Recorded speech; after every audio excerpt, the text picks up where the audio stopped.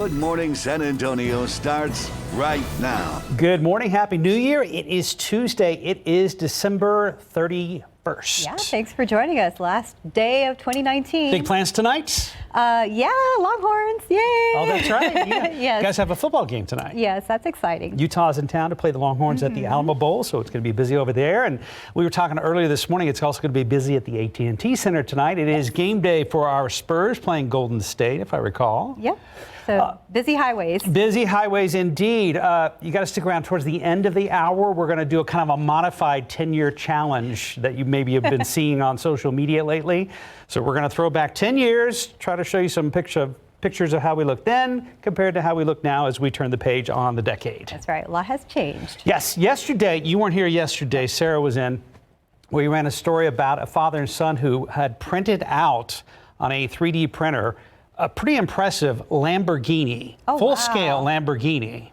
And we're taking 3D printing in another direction today, and it has to do with this this amazing kid in Clarksville, Tennessee. His name is Gavin Sumner. He is 11 years old. Yeah, this has really changed his life. So this Christmas, Gavin received a miracle. He received hands. He was born without hands. And so thanks to a 3D printer, 11-year-old Gavin Sumner can grip and hold things for the first time in his life, and there's a video right there. So he was born without any fingers, without a left foot, missing actually 40% of his tongue. Family set up a surprise for Gavin at the Clarksville mayor's office. They said his aunt was getting an award, and that's why they were going. But what he didn't know is he was about to receive the present that change his life. It was these 3D printed hands, which he actually put on his Christmas list. Yeah, how she did. The mom didn't know how to get these hands, so she posted on Facebook and eventually connected with Anthony Icomos, president of Bedstone Creative, a marketing and product development firm. That's right. So he had never done anything like this.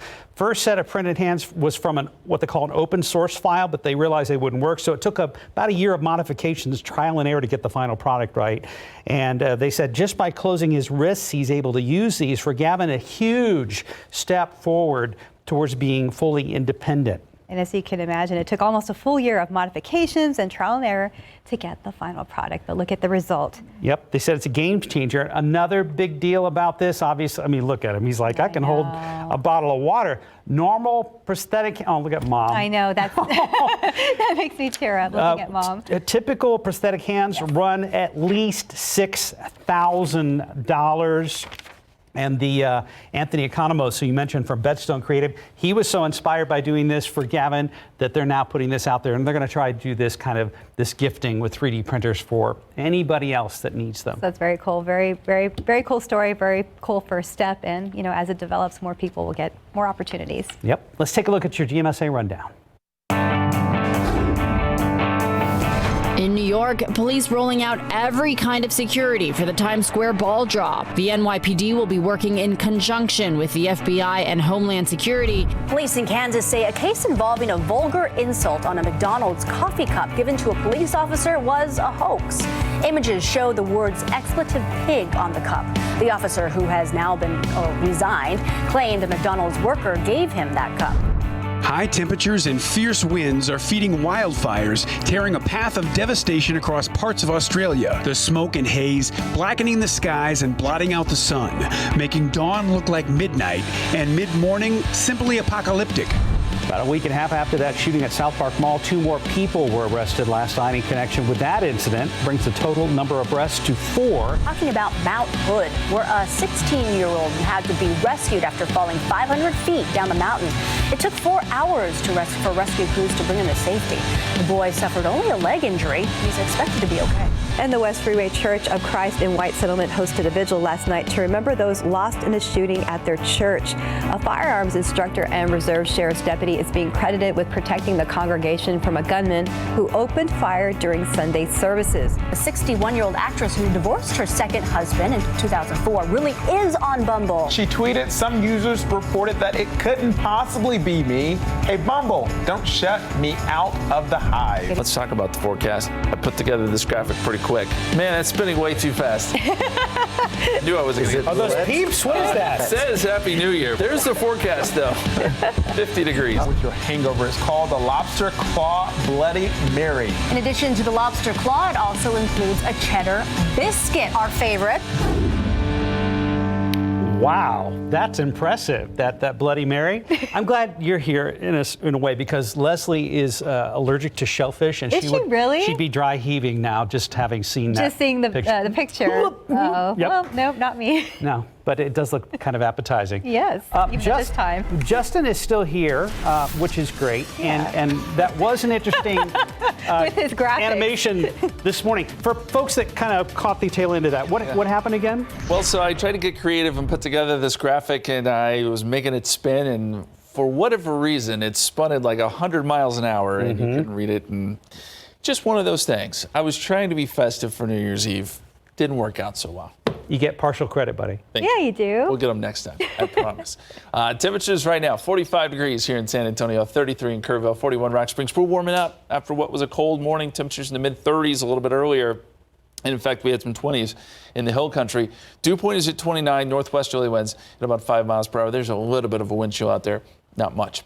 I want to show you the satellite picture because this is going to be important today. What you'll notice there at the bottom of your screen, and we're finally getting some daylight so we can see this, those clouds are starting to shift north. That cloud deck will make it to San Antonio this afternoon, and we'll be looking at mostly cloudy skies and, in fact, cloudy conditions as we welcome in the new year. Mountain cedar is still in the high category, yes, but it is down from where it was yesterday, 3,700. So good news there. Mold is also down and dropped into the low category. 57 degrees by noontime. Here comes the clouds. 59 by 4 o'clock.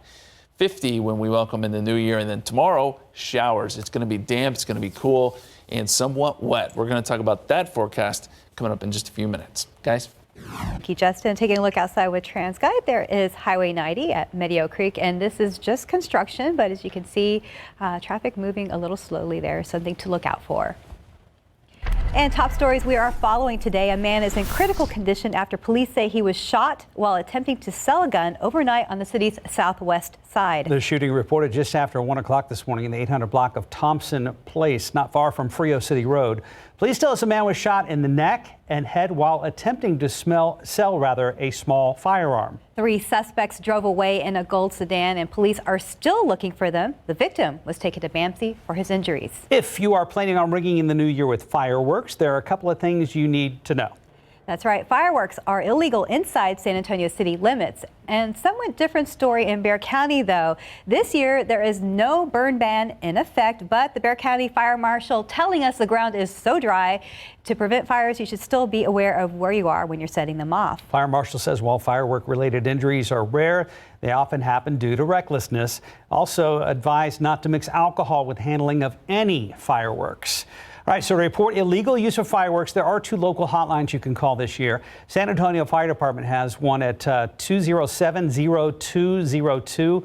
That's until 12:30 New Year's Day. That hotline will be up and running. And Bexar County can be reached at 210-335-FIRE. 911, of course, for emergencies only. The use of fireworks in the city of San Antonio can result in a Class C misdemeanor, which can carry a fine of up to $2,000. And if you're going to go out and celebrate New Year's Eve tonight, you plan on drinking, Lyft wants to make sure you get home safely. The rideshare company teaming up with Bud Light to offer discounted rides. So write this down. Promo code NYEBUD19, all one word, to receive $5 off 2 rides.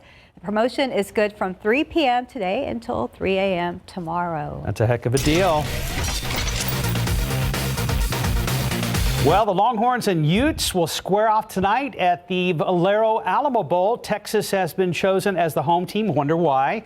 They are led by head coach Tom Herman. Utah led by 15-year head coach Kyle Whittingham. Utes are favored by 7 points to win the Alamo Bowl tonight. Yeah, they are. But here's a look at the matchup. The Utah Utes versus the Texas Longhorns kick off at the Alamo Dome, set for 6:30 p.m. tonight. And in your morning headlines, President Donald Trump reacting to that attack on the U.S. Embassy in Baghdad, and some police officers going too far when it comes to a post about the homeless. And another one of those stories where a vehicle, in this case an SUV, was swallowed whole by a sinkhole, and a big buoy,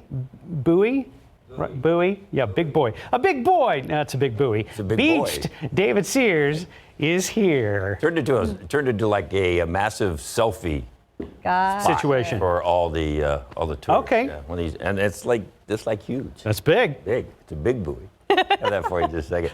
Hey, there has been a breach of the U.S. Embassy in Baghdad. Dozens of Iraqi Shiite militiamen and protesters broke into the compound this morning. They busted down the main door. They set fire to the reception area. There was gunfire and tear gas. There were no casualties. The embassy attack came after the U.S. airstrike Sunday. Those strikes killed 25 fighters of the Iran-backed militia in Iraq. The back and forth started when U.S. contractor was killed last week during a rocket attack on an Iraqi military base. President Trump has reacted to the embassy attack. He is calling for Iraqis to protect the compound. Quote, Iran killed an American contractor, wounded many, Trump says. We strongly responded and always will. Now Iran is orchestrating an attack on the U.S. embassy in Iraq. They will be held fully responsible. In addition, we expect Iraq to use its forces to protect the embassy, and so notified. Apparently, the Iraqi forces didn't make much of an effort to stop the protesters from pushing their way into the embassy. And once again, so far, no injuries to U.S. personnel. Controversy in Alabama this morning, forcing the Mobile Police Department to apologize. Two officers put up a post that went viral. It turned out to be pretty offensive to a lot of folks. The two officers in the post were in uniform. They were holding what was called a homeless quilt, actually made out of cardboard signs that were taken from panhandlers. The two officers were part of the Panhandler Patrol. Homelessness, a big problem in Mobile and Baldwin counties in South Alabama. The officers had a lapse in judgment. We'll address that through the investigation, and we'll make a determination. Did we do something out of malice, or did we do it because we made a mistake? Mobile police say one of the officers in the post, now that's gone viral, was actually praised back in June for buying a homeless man a drink on a hot summer day. According to numbers from Housing First there in Mobile, more than 2,500 people came to them for help this year. The organization is hoping this picture actually brings awareness to the issue and prompts donations and people to volunteer. And yes, that is an SUV in a sinkhole. Here's how it got there. What? Oh, didn't see that coming. That sinkhole is in Easton, Pennsylvania. Neighbors could hear water rushing under the vehicle after it fell in. They said they actually had brown water coming out of the faucet before that sinkhole opened up.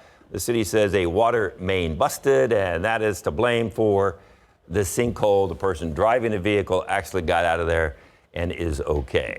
And here is something else you don't see every day. That's a buoy that has been washed ashore on the beaches of Florida. This is on a beach in New Smyrna, Florida, south of Daytona Beach. The buoy is 13,000 pounds. It's a lot bigger than it looked now that you can kind of get the size of that buoy with that person on top of it. The Coast Guard says it traveled from somewhere between Myrtle Beach, South Carolina, that's the north part of South Carolina, and Brunswick, Georgia. So somewhere in there that buoy was stationed, and then it just kind of floated on down to Florida. It's gone out of its own more than once. Back in 2017, it broke free. It was returned home, but then broke free again in August during Hurricane Dorian. So that buoy just doesn't want to stay put. No, it doesn't. Well, that's one of those big Coast Guard buoys. Can you imagine the force of the wind and the water to make that move? break Yes. that thing away and send it down the coast of Florida? I'm glad there were people crawling over it, because you really do get a scale of how just big this when you compare buoy it to the people walking around. It's a big boy. Yeah, it is. I've been too many Bob Biggs Boys restaurant in my life. I keep going there automatically. My bad. That's all right. It's Yeah. big. It's big. It's a big boy. Yes. Big buoy. Yeah, that.